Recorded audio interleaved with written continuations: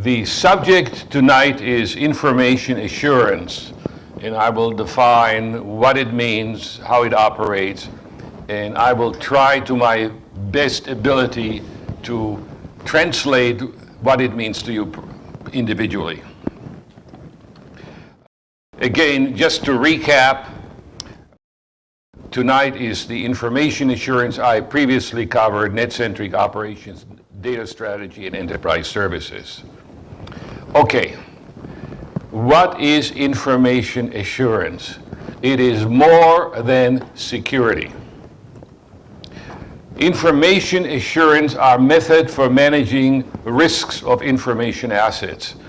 Risks are more than getting a bug into your software or for your computer to crash.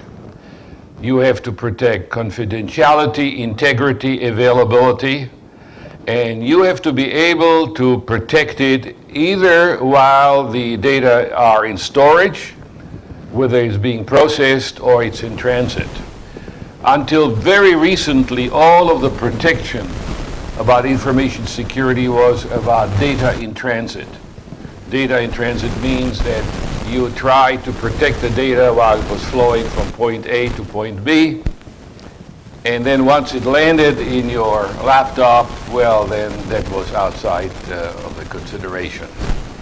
Now we include it and include everything, and including accidents. So this is a very broad definition. Now remember, that's more than just security and disaster recovery. You will fail. And so the question is, how do you get out of a condition of failure? Which means you have to look at fraud examination, forensic science, military science, systems engineering, security engineering, and criminology. There's lots of bad guys out there. There's crime out there. So information assurance now includes going after the bad guys. So this all has been dumped on a guy by the name of CIO, Chief Information Officer. This is a job I don't envy to anybody. Of course, you all want to be CIOs. So I'm just trying to get you ready for that position. And one of the things that you have to start worrying about is cybersecurity. How robust is the system against cybercrime? And by the way, again, I will tell you there's some real bad guys out there.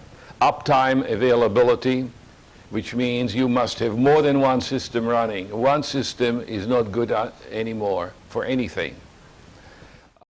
Backup facilities, redundancy, and recovery from extreme failures.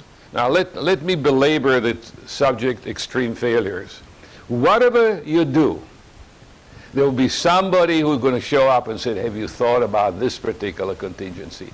That's what you have to protect against.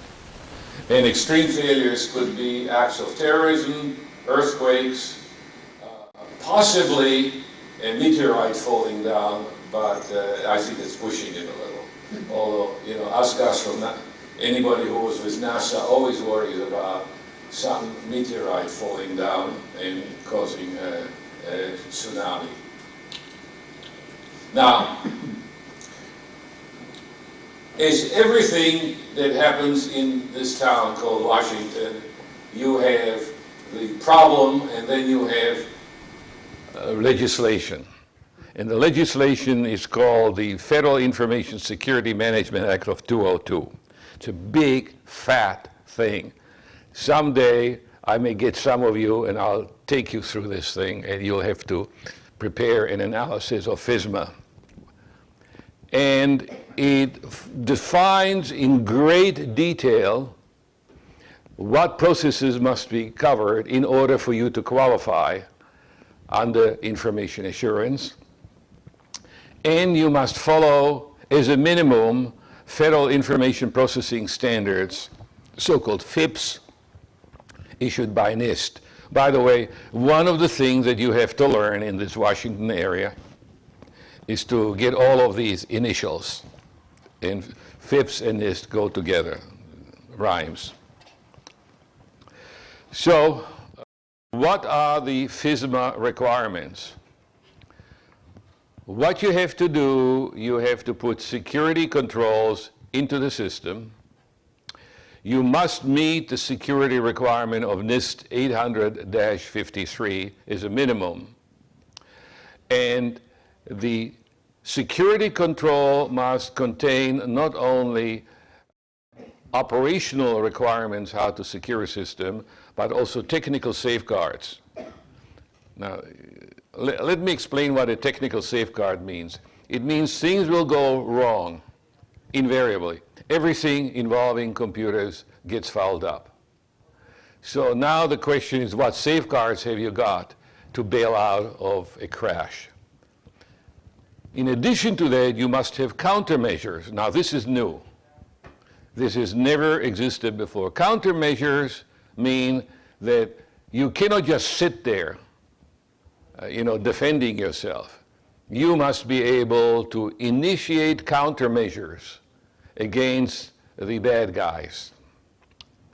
And something that gives employment to all of you, I hope, is after you have done all of that, and it's a big stack, by the way, of things to be done, you then have to document it in a security plan. And many of you are going to have jobs documenting security plans. So you better get ready. You better listen to this lecture because it's going to be good for you. Now, all of this trouble starts right at the top, which is the Homeland Security Presidential Directive, HSPD-12. Again, all of you have to understand, in Washington, you have to know what your ASPD means. It's a decision. It defines the federal standard in terms of the kind of identification that you have to put into place in order to actually be able to enter into the security area. Executive departments have been given 3 years to execute this thing, and they have to produce an ability to create identification means that meets the standards of ASPD 12, and executive departments have to immediately, this was on a 1 year's notice, identify information systems that are important to security. And if you happen to be working for the FBI, National Security, CIA, Department of Defense, Homeland Security, everything is important to security, so you might as well document everything. Now, I'm now going to take this HSBD into pieces. The key to be considered in all of that is the public key encryption. You must understand that when you are dealing with information, whether it is traveling over the telephone wire or whether it is resting in your PC, it should be encrypted, because if somebody picks up your laptop or somebody picks up your desktop or somebody picks up your PDA, your BlackBerry, remember in a BlackBerry you read mail, some of it may be confidential, so now that has to be encrypted. Now, ladies and gentlemen, this is a tough order. And the way to unlock this encryption is done through a public key encryption, which is a way how public key cryptography, and I will not discuss that this time, what public key cryptography. How many of you know about public key? Oh, fine.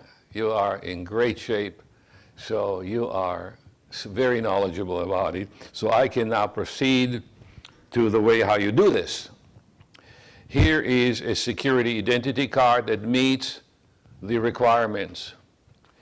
First, it has a radio frequency antenna. This means that when you take this badge and walk by a door within a given proximity distance, the door will be able to recognize the badge.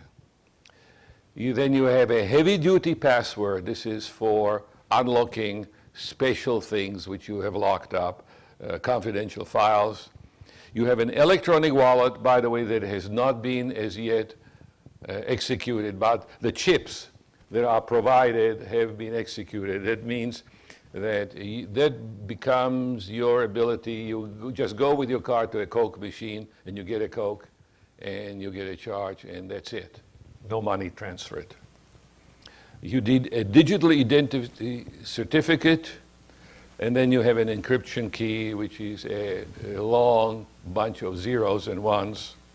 You need a digital photo, and you need a digital photo so that the scan, the visual scan, the face recognition will be able to interrogate the digital photos and compare the two.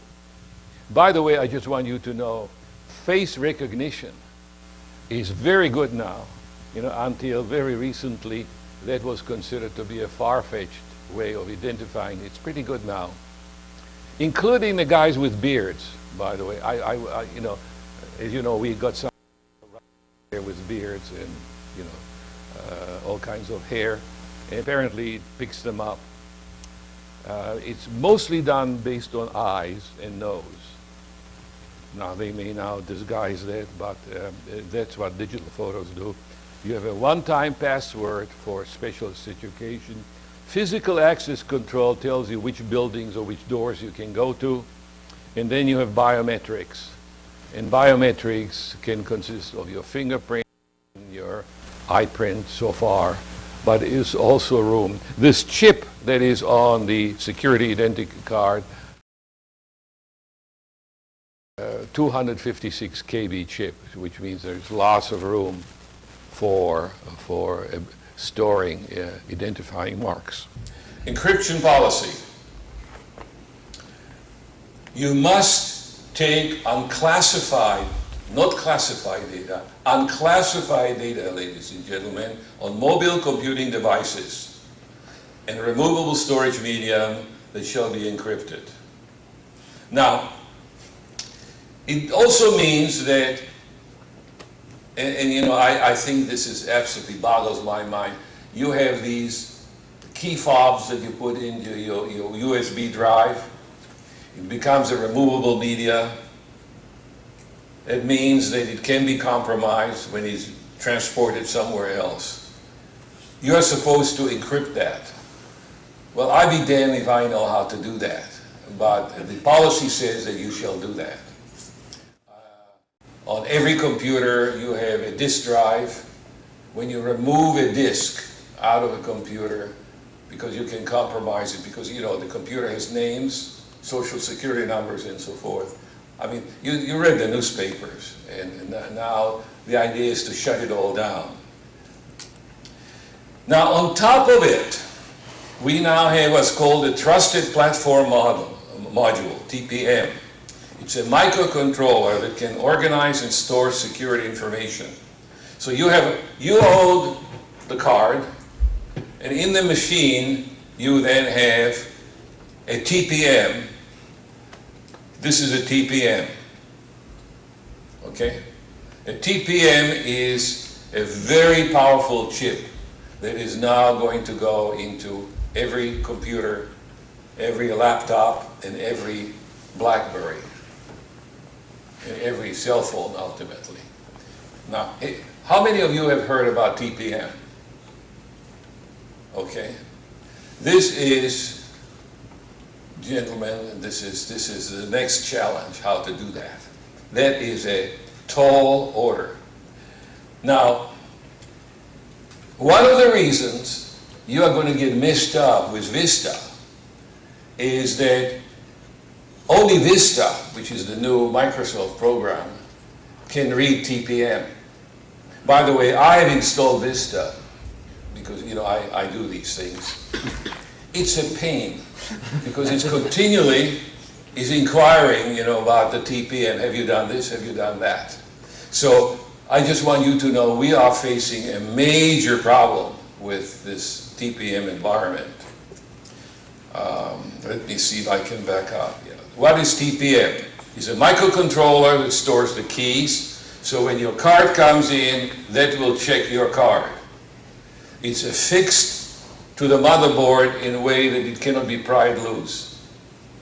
In other words, you can take a computer, take it apart, there's the chip. Now you want to extract it, you can't. The moment you tamper with it, it self-destructs. The silicone ensures that information stored is secure from external software attack and physical theft. It keeps track of your digital signature. Also looks at critical application like secure email and so forth. So you got quite a thing. Now, I gave you a taste of what the security looks like.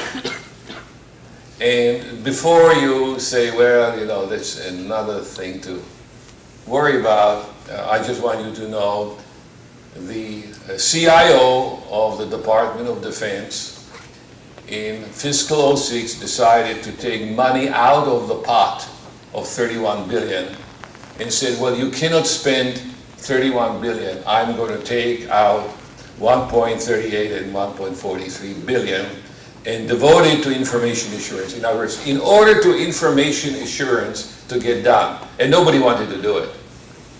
I now carve out money, and so you have to come in through the information assurance gate in order to get going.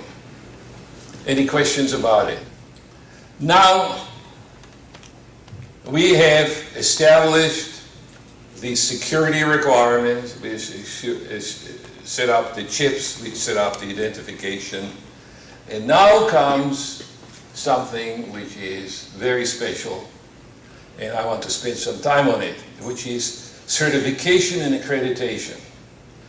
It's called DRCAP. It requires federal department agencies to develop, document, and implement a program that complies with FISMA, and then under DIACAP, you have to certify through accreditation that you have complied. Now this is very, very important. This is the first time in the history of computing that computers are subject to accreditation.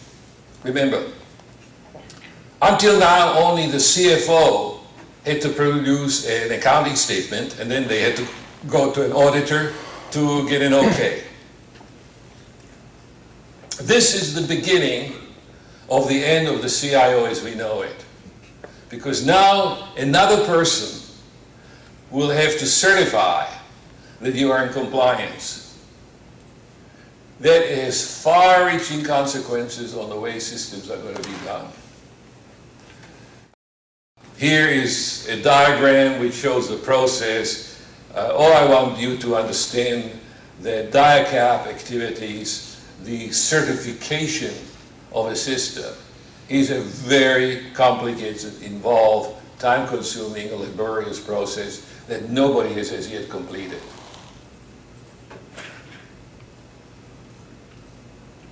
Now, who is going to be responsible for DIACAP? Well, we now have a personality called DAA, Designated Approving Authority. This is the guy who certifies the statement that you are secure. Okay? You are a CIO, you comply with FISMA, under DIACAP you have done this, and then you take that stuff and you bring it out to the DAA. And you know what the DAA will tell you? Go back, because you have not complied, because you have this huge collection of stuff to comply with. Now the problem is that DAAs are people who require a tremendous amount of expertise. They are very senior people. We don't have them. But one of my hopes in this class is to raise a few DAAs. By the way, these are SES 2, 3, or 4 jobs. Do you understand what an SES 2, 3, or 4 is? So you can do your career planning right now if you want to be a DAA. And is the authority that assumes responsibility for operating a system at an acceptable level of risk. These are Weasley words, but they are hard words and they are covered by elaborate procedures.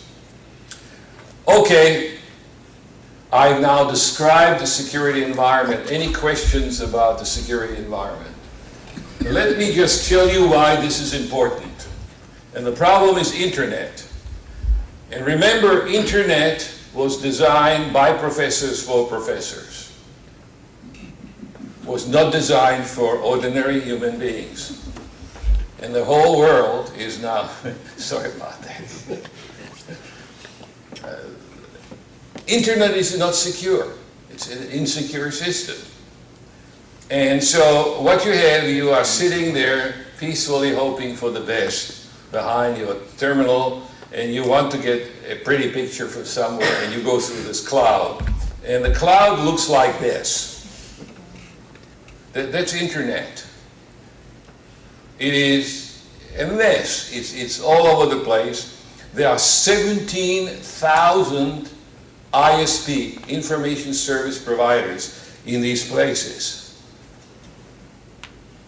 And each of these providers takes a piece of internet and you go to them. So if you think that it's all Yahoo and Google and so forth, no. There's 17,000. Takes very little money. Anybody, legitimate or illegitimate, can become an ISP. Any properly configured computer can act as a host for a personal web page.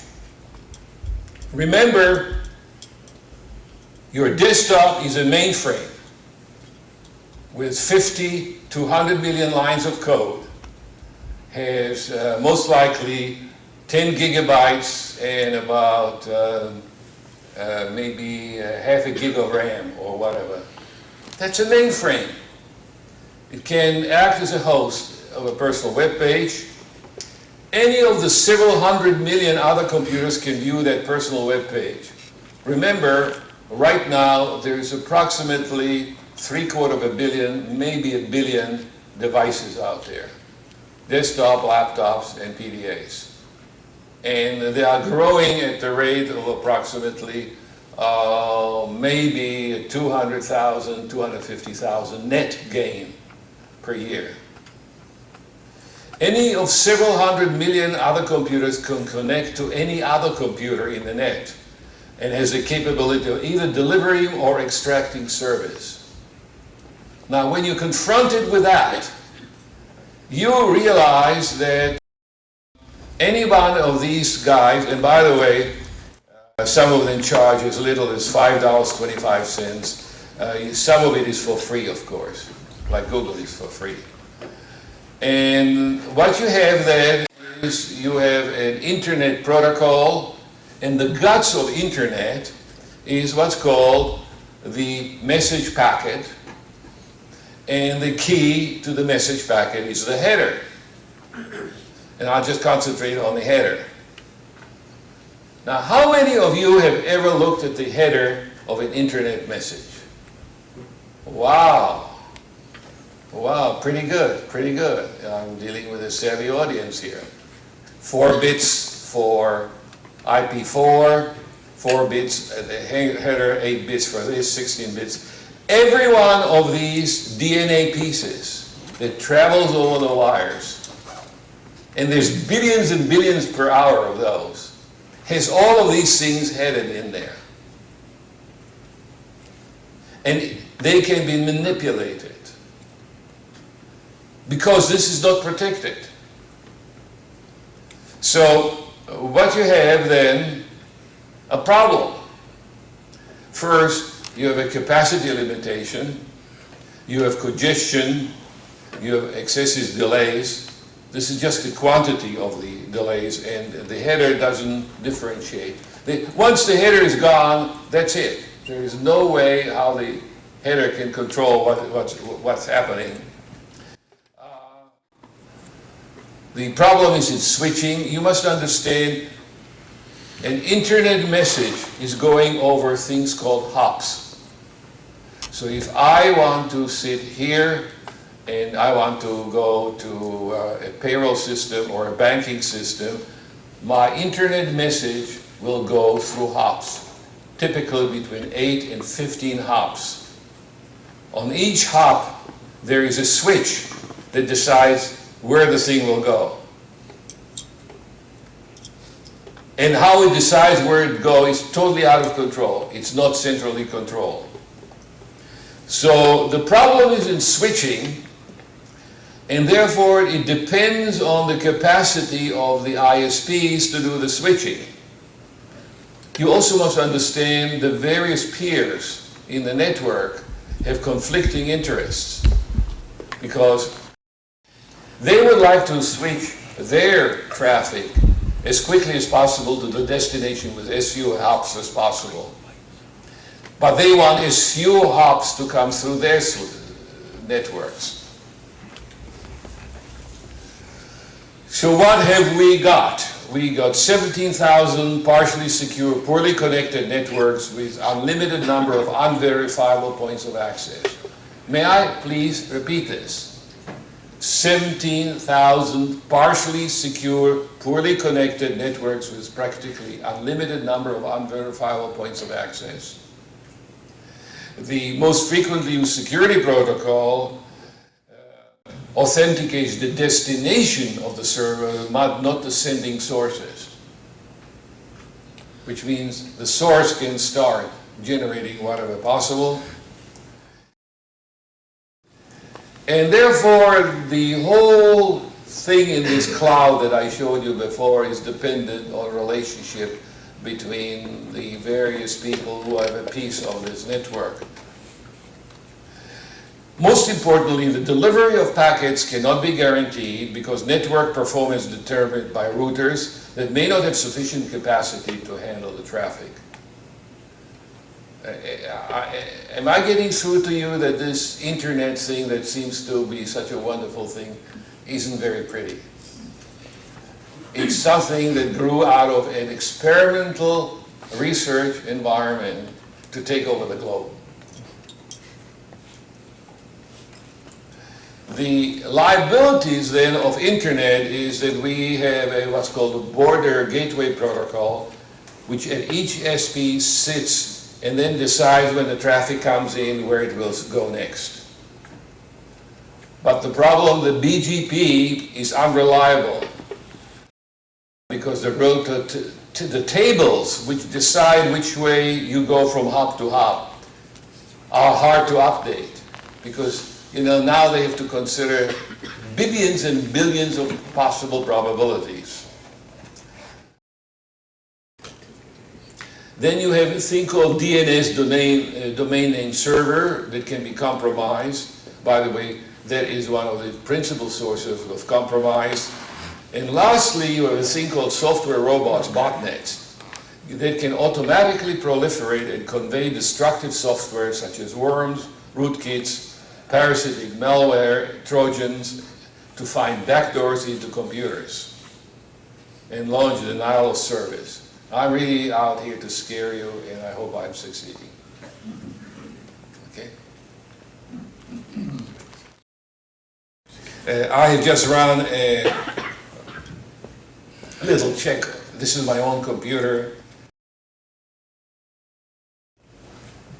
I said, well, okay, you're scanning for viruses. Software routine on my computer, and then once in a while I can just ask him, how many viruses are you watching? And I asked the question recently. No, 8/16/06, yeah. There were 72,800 virus definitions, and they grow at the rate of about 5 to 10 a day. And these are the virus definitions that software vendor knows about. Then there are so-called zero-day viruses, which are launched, but the vendor still doesn't know. So I'm just going to give you a view of how to mess things up. I believe you can be a good analyst if you are a good hacker. Hacking is highly recommended as a subject to be taught at universities. I will not ask for a show of hands who is a hacker. but it's very interesting. There are big fat books of how to do this. These are legitimate books. They are sold under the title that they are providing education to innocent young people like yourself. Okay? And then there are others which are not published, which are the real heavy-duty stuff. But I just want you to know it is a whole culture out there, very complicated. I think one of the most toughest is called Hacker's Delight, a big fat book, which really gets you into the innards of the hacking. Now, before you get too much concern about hacking, I just want to let you know that hacking attack, external attack, account for only about 1/3 of the damage to computers. Most of the damage are internal foul-up. People just do stupid things like give away passwords and give away their social security number, or they get a message with an urgent request that your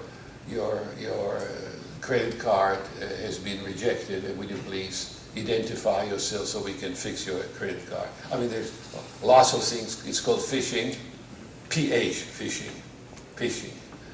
And so there's lots of people who do stupid things, lots of people who easily foul things up. People who take laptops home that have social security numbers unsecure for 430,000 veterans, and they lose the laptop in a parked car. Now, whether this was theft or whether this was conspiracy, who knows? It's gone. It's gone. So all I want you to know, the hackers don't do all the bad things. All right. So now I've given you some idea about this world of hacking. So here is some of the things that you suffer from when you do these kind of things. This is just a list of things that can go wrong. They have wonderful names: dumpster diving, social engineering, phishing, spoofing. There's a whole vocabulary out there of how these things work. Then there is a whole list. I don't know if you can read it, but this is going to be in the handout, and it will be also on the web, so you will be able to read it. But this gives you a table of all the information operations that can be affected by viruses and attacks. Now, I want to devote a special attention to email filtering, because spam is absolutely overwhelmed everywhere. It's so cheap to eject messages. And so I'm just showing you that there is a way of filtering email to identify spam and phishing. The point is, I don't know if you're aware of this, but this is as of December of last year. The spam is now on the average about 70% of all the email is spam, and rising, continually rising. Now, there are special pieces of spam which are noteworthy, and these are spam with malicious attachments. These are things which are really injurious. They are toxic. And although it's a small proportion, they are very powerful. Before you conclude that all the spam comes from Korea or from Taiwan, I just want everybody to understand most of the spam comes from America, and it is a higher percentage of internet mail than in other countries. I don't know if you could see this, but I just want to tell you one of the tricks. This is one of many tricks. You have a buffer which is 256 bytes under the operating system. What you do, you load it with 512 bytes. And this is how you load it. What you do, the buffer then overflows. I'm giving you the microcode details how these things are done. You have to get into the innards of the way how the system operates. And then you are able to overflow the buffer. Once you overflow the buffer, you got it. You really own the system. And that's how you have Bagel, Netsky, Sasser, Maidul, Kaspersky, and they are all, they are starting to cost a great deal of money. So, sir, if you are asking the question whether we have a choice about ADA versus information security, we don't. This costs money. ADA was spending money, and luckily they couldn't spend too much. Okay? Okay. So that is one of the reasons. So then you have a whole class of malware. These are viruses that attach themselves to programs. They spread like an infectious disease. And then you have all kinds of Trojan horse tricks. And again, all I can tell you, read the books which are available to tell you how these things work. They are very sophisticated and becoming more so. And so you can go to tables of, this is like medical directory. This is like infectious disease. This is like the Center for the Infectious Disease. Here are viruses. It's called Polyp, Bomka, Gombrina, Detna, Acube. Wonderful names. I mean, and there are people who discover a new virus and give it a name. And this is like, you know, doing astronomy and discovering a new star and giving a name to it. That means that you can take one particular malware, which is denial of service, and see it rising. The concentration of denial of service, in my view, the denial of service are actually the worst malware examples, are the worst, and they concentrate mostly on the internet service providers and in government.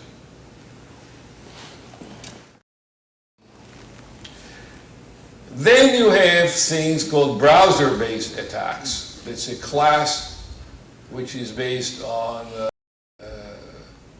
usually the Explorer browser, and that has takes advantage of characteristics of the browser to process, for instance, GIF images. You really get into the innards of the code. You must understand Explorer may have maybe as much as 50, maybe more, million lines of code. In there, there's this hook to GIF pictures. You go after that hook. You play with it until you get it right, and then you penetrate the thing. Then you go after wireless. The new frontier for hacking is the wireless devices. Wireless devices today are growing faster than desktop devices and laptops. Okay, let me then conclude by just telling you where this all goes. The first thing you have to understand that while all of this thing is going on simultaneously, the power of the microprocessor is growing at the rate of about 18 to 20% per year. In fact, the logarithmic relationship, and you see this is a logarithmic curve, is accelerating. Now, that means that the attackers have available to them computing power of increased sophistication and increased capability to perform very complicated operations very, very fast. Now, what does it all mean? Now, this sort of intrigued me, and I'll share it with you. And this keeps track of the evolution of organisms, from bacteria to worm to guppy, lizard, mouse, monkey, and human. And basically, what this says is that when you go from a bacterium to a human, you go from 1 neuron, because bacteria have only 1 neuron, to about 100 billion. I don't know how many neurons your brains have, but pretty much everybody got the same number of neurons, by the way. So all of you should be absolutely satisfied that when you sit here in this class, you are all the same, at least schematically. Okay? Now, what you get out of it is another question. But your genetic endowment is extremely powerful and has given you a processor that actually is a very complicated chemical processor produced by unskilled labor. So it's really a phenomenal thing in your brain.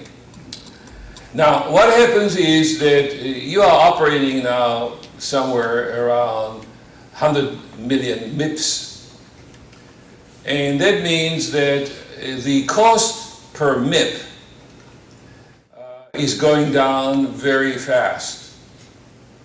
Now, it depends, of course, on your salary, but this is based on fairly high salaries, but we're talking about $100. Your computer in your head has more MIPS per dollar than any computer that you buy. The computers that you buy are just dumb beasts. I mean, they are not even, they are barely climbing out of the lizard stage. What I'm showing you here, and I find this rather amusing, is that at the current rate of accelerating change, the capability of microprocessors will equal or exceed the ability of the human brain.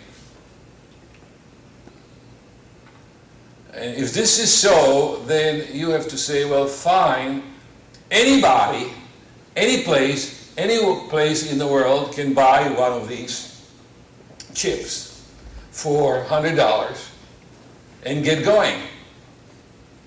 How would you defend yourself against that? How would you cope against a defense of an intelligent virus? A virus that is launched, and by the way, you can launch about 1 million of them. And it goes all over the world, and it gets bounced off in 999 places, or 9,999 places. But while they're getting bounced off, these things are learning. So this is the first time in history of mankind that we have automatons that learn. So as you learn, you then discover what the defenses are. So again, let me just say, sir, this is getting serious. This is getting very serious. The prospects of the next 20 years are very serious. So what are the implications? We are going to grow, and by the way, all of you are about 25 or thereabouts, 25 or maybe 30 or something like that. You got another 6 years on your clock because of good health. You're not so sure. Okay. You are good for 60 years. Okay. You clearly are going to be in a period where the computer will have more neuron than you. Okay. So you get ready for that. And so you're going to have viruses who are going to be sufficiently smart to learn about the defenses that you put up, and will reconfigure attacks accordingly.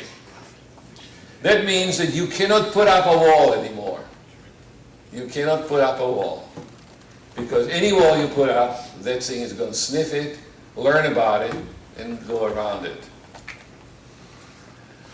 The problem is increasingly vulnerability in software.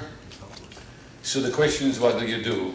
My position is that you have to get rid of desktops as you know them, because your desktop is undefensible. You, sir, you nod your head, you agree with that. Well, at least one person agrees here with me. You agree too. Okay, so anybody else agrees? Software reminds you, Yeah. So that means that you have to shift your logic to places where it is defensible, which means you have to shift your defenses away from the desktop into the network. Now, how you do that, I'm going to give you some more lectures. I guess I'm going to be invited again. Yes. And therefore, we must move protection from devices into the network. So in conclusion, let me say the following. Information assurance is here to stay. It's one of the primary requirements, whether you like it or not. It's dictated by law, it's dictated by procedure, it's dictated by directive. The virulence of the attacks is rising faster than the capability of the defenses. And the gap is increasing. Information assurance will have to migrate from defending desktops to protecting the network, then let the desktops fall wherever they may.